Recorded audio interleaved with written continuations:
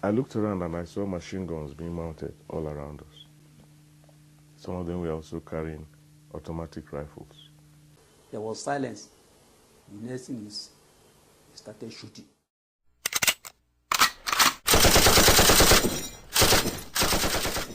And my father was lying not too far from me. His eyes were open, but he was dead.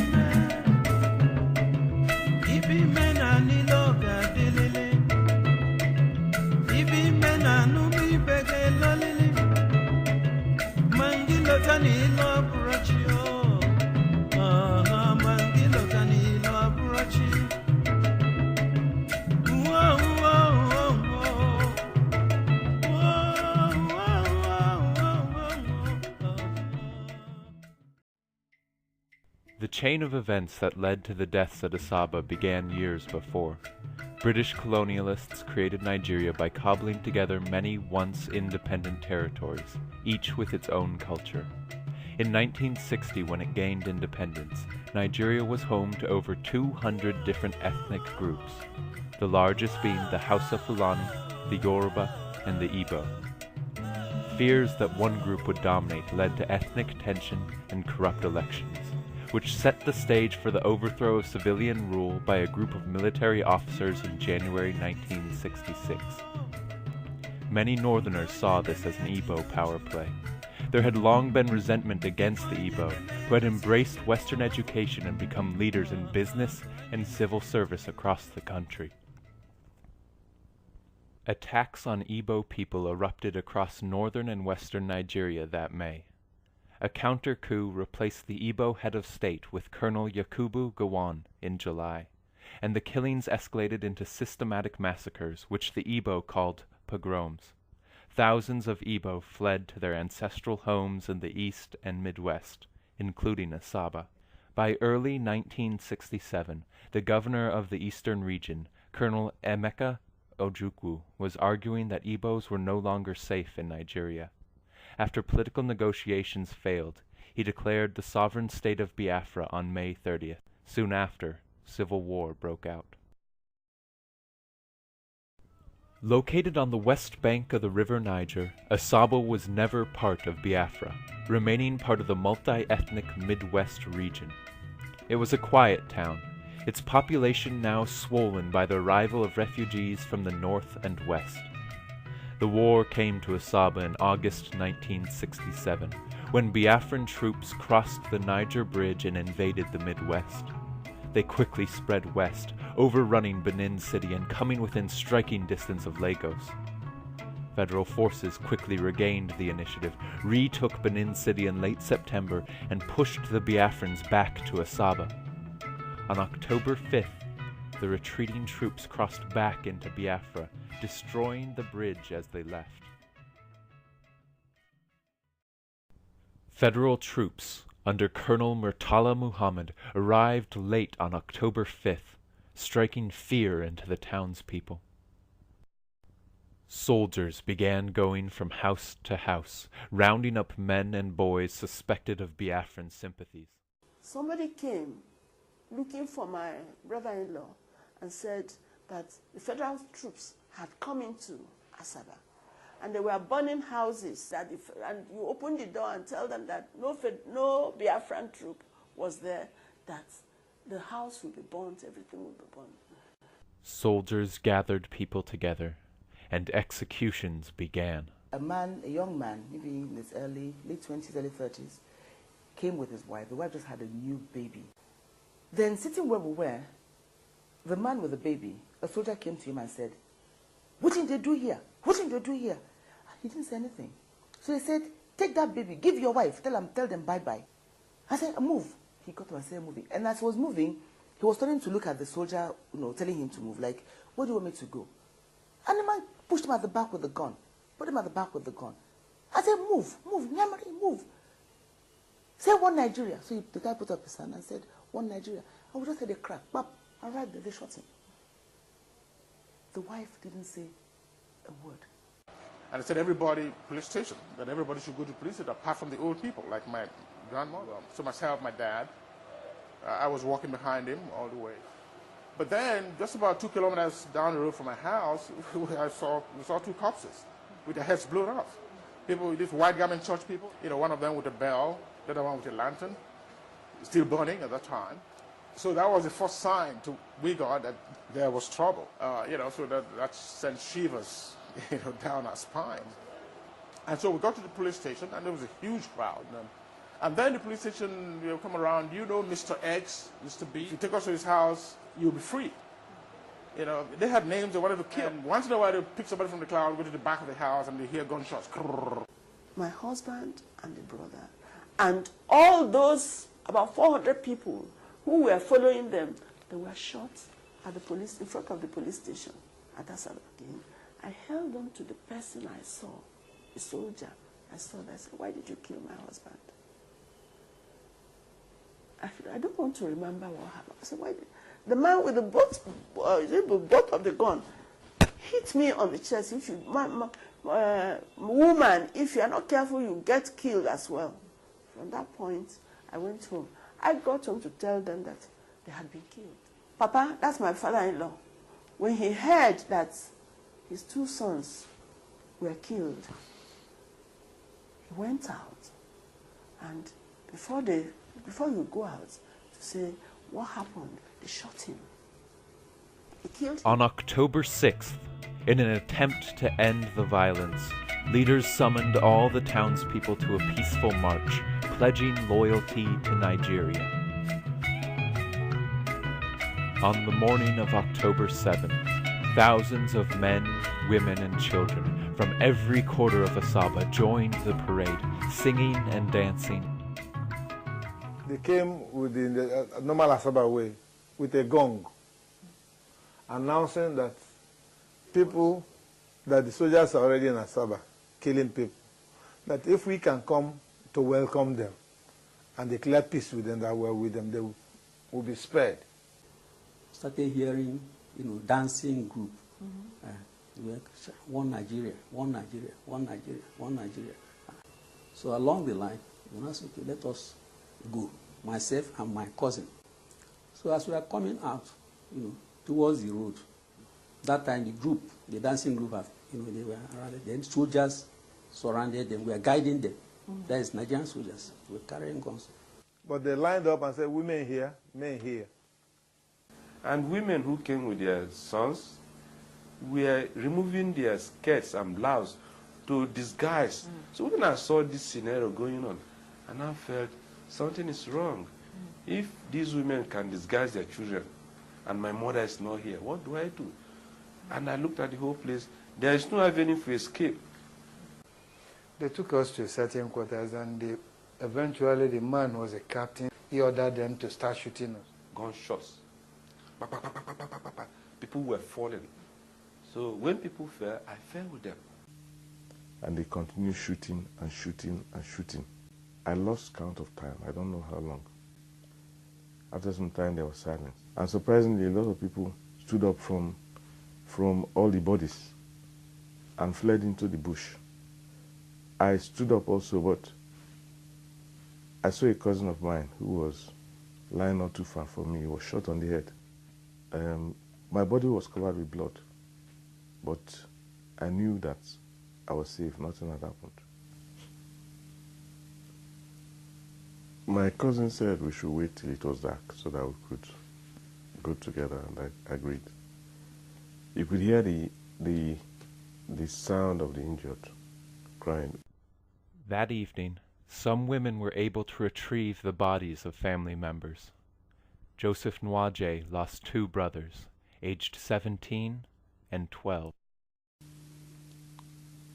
Mom in the evening was able to identify their corpses, took them in a wheelbarrow, pushed them to the family house, where they were buried. I never saw their corpses, never saw their body. But most were buried in mass graves, with no opportunity for required ceremonies. Although I was so small, I could remember that what I saw were lifeless bodies. My dad was among those people that buried the dead. He left the house with shovel, then this scent leaf, put it in his nostril.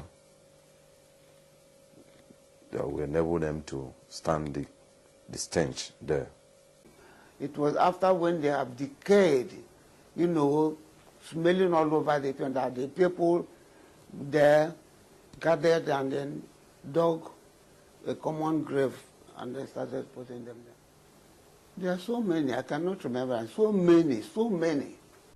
Many townspeople ran into the bush or across to the east, but troops remained in Asaba, and the threat of rape hung over the remaining women and girls. They were forcibly married by soldiers. I have an auntie who was married forcibly by soldiers. Children were raped, and also even old women were raped too.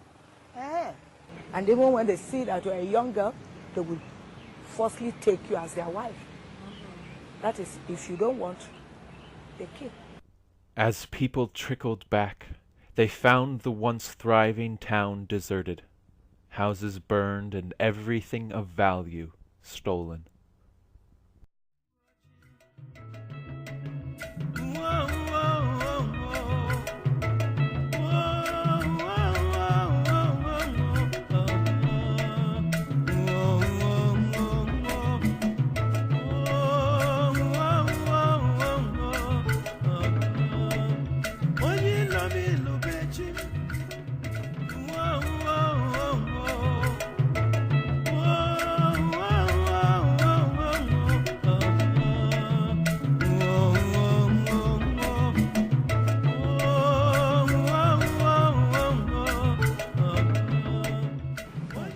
We have no home to enter, no house to enter. Our house was burnt down. Everything. In fact, where we went, we had to be tying, you know, the bags they put rice and beans. That's what we tied, because there was no clothes, there was nothing for us to hide our nakedness. A lot of children were shocked. You know, people were dying just like that. Some we ate rats, lizard. In fact, Asaba suffered. Exactly how many died on October 7th is not clear. Between 500 and 800 seems likely, in addition to hundreds killed in previous days. Many families were decimated. My immediate elder brother, the one following him, and one of my cousins, 3 of them were killed.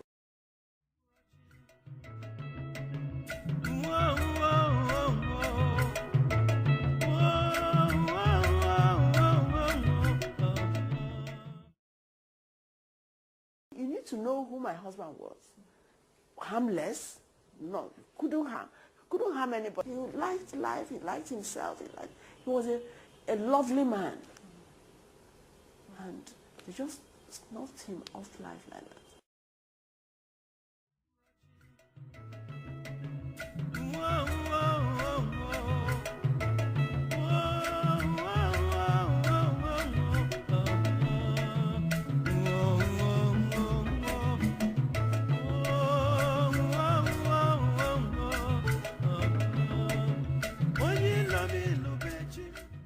Was my favorite brother, and he was outstanding as a student. He was captain of cricket, captain of soccer. He was a sprinter. He was a sprinter, and he was in the Nigerian 100 meters relay team. So it was a great loss, you know, to the family. Of course, one tries to forgive.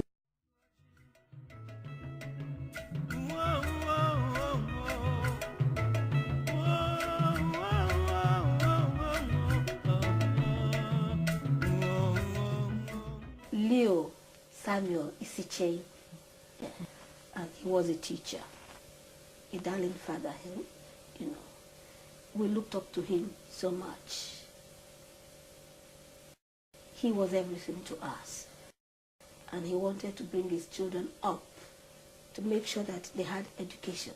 I want people to know, because not many people know what happened. Even my own children, because God knows why I had to survive, for me to have a story to tell. And that's what I'm telling you now. For decades, the massacres at Asaba remained almost unknown outside the community. In 1967, the Nigerian press was tightly controlled, and few foreign news reporters were on the ground. In the words of Nobel laureate Wole Soyinka, the Midwest Igbos had become the most vulnerable Nigerians. The war itself became internationally famous in 1968 after the federal government imposed a blockade, starving Biafra into submission in 1970. The silence began to lift in the mid-1990s, and some survivors testified to the 2001 Nigerian Human Rights Violations Investigation Commission, known as the Oputa Panel, which set the stage for more people to speak. It was for us the first opportunity that we're going to have to even air the matter, but the aim was really to begin something by way of a healing process. If you wrong somebody and the person has an opportunity to talk about it, and assuming you show an act, you show some contrition, you apologize, or you go some way into alleviating their pain and suffering, then the healing process can begin. 4 decades after the war, Asaba is a busy state capital looking to the future. Yet the scars remain. These are visible in the derelict buildings that remain unrestored and on the bodies of those who survived. And they are invisible, borne by Asabans who have kept the memory of the cruel deaths of their fathers, brothers, and uncles. The people of Asaba do not want retribution, only to tell their story, allowing the massacres to become part of Nigerian collective memory. After the war, the then head of state, the state, General Gowan, said that the war was a war between brothers. No victor, no vanquished. Okay. But what happened in Asaba wasn't a war. There was no fighting going on in Asaba when the federal troops got there. No fighting whatsoever. Those that they killed were not soldiers. They just took them and lined them up and killed them. Even in the history books, in the military history books, there's no mention of it. It has got to be part of our history. Because if you don't have a history, you really cannot go ahead in life and go ahead properly. It's got to be part of our history. Nigeria is a mix of so many different people, different tribes, languages, religions, everything. I was born into this entity called Nigeria. I am proud, very, very proud to be a Nigerian. But so also, I am very proud to be female. I am very proud to be an Igbo woman. I'm very, very proud to be an Asaba woman. This country belongs to all of us equally. Nobody should be made to pay any price that is way beyond that which is necessary to keep the country going. We paid more than a necessary price during the war. Thank you.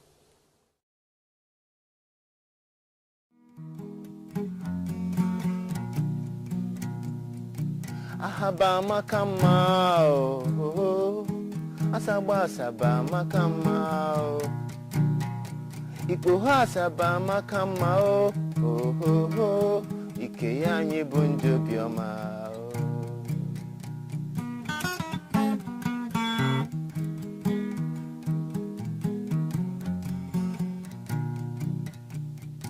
Ahaba makama oh oh oh oh. Asaba asaba makama oh. Ikpo asaba makama oh oh oh. Ke anyi bu ndi obioma. Oya oh ya oh ya. Oya oh oh oh oh oh. Bianu ge kili kili kili kili oya. Mana Chukwu asiko gozi anyi oh. Oya oh ya oh ya. Oya oh oh oh oh oh oh oh. Kile kile kile kile kile oya no. Mana Chukwu asiko gozi anyi oh. Bagoli benu ndi obioma. No makaya liba ka Chukwu jiwe fu anyi n'anya. Ebe Chukwu si n'anya mafuzi oya no wanchi ozonu. Na songozi bifonye la ine n'ụwa. Ahaba makama o. Asaba asaba bonye ma o. Ikwe asaba makama o. Ikwe anyi bu ndi obioma. Asaba makama o. Asaba asaba makama o. Ikwe asaba makama